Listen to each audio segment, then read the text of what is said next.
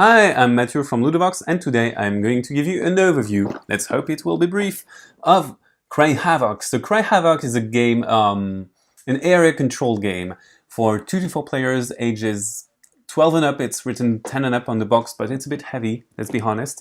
And a game would last around 1 or 2 hours. In Cry Havoc, we all landed on this beautiful planet that's full of resources and of crystals that we want to mine. And the problem is that we're not alone. So the robots have landed, space marines have landed, and pilgrims, which are weird full armed aliens, have landed.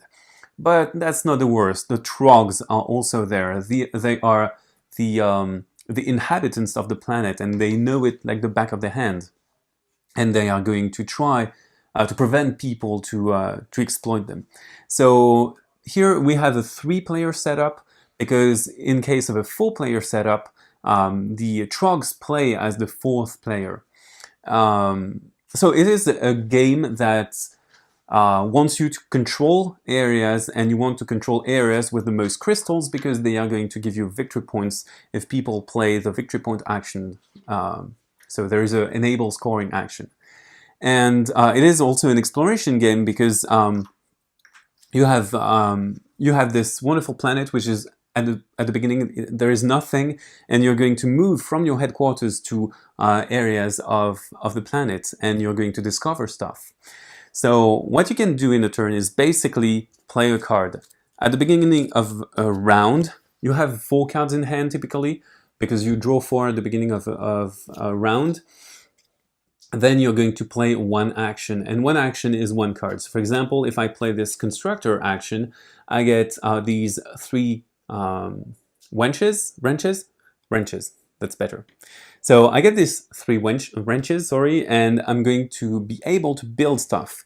So I have structures here. So for example, a factory, I can build a factory for 2 and activate it for 1, because these structures are the core of my gameplay as the robot player. And the pilgrims would have different structures, and the humans would have different structures. So every player has a different strategy. The machines are deadly, they want to kill everything around them. The space marines want to invade, so they just move around, take the points, take the areas, but leave nothing. And finally, the pilgrims, they kind of play defensively. They want to control the areas and to exploit, to mine the resources. So I could play the wrenches to improve my constructions and to build structures on the board. I could also play movement. So movement is very simple. Movement allows me to move units. So I get 2 movement points on this card. So I could move 1 unit by 2 spaces, or 1 unit by 2 spaces, 2 units by 1 space, sorry. If I land on a space that has tiles on them, I have to reveal the tiles. It might happen, well, I might have some special effects like new gems new crystal that come in, new trogs also, because they are defending the gems, and also I might get a new troop here, because I can salvage some resources or something like that. And we have a case here. There is something that will happen quite a lot in the game. If 2 units of different factions are on the same space, there is conflict. There is an open conflict, and I have to signify that I am the attacker as the robot player, and then there is going to be a war here. And because there is going to be a war, no one can go there anymore. It's locked, and no one can target this except for some weird actions.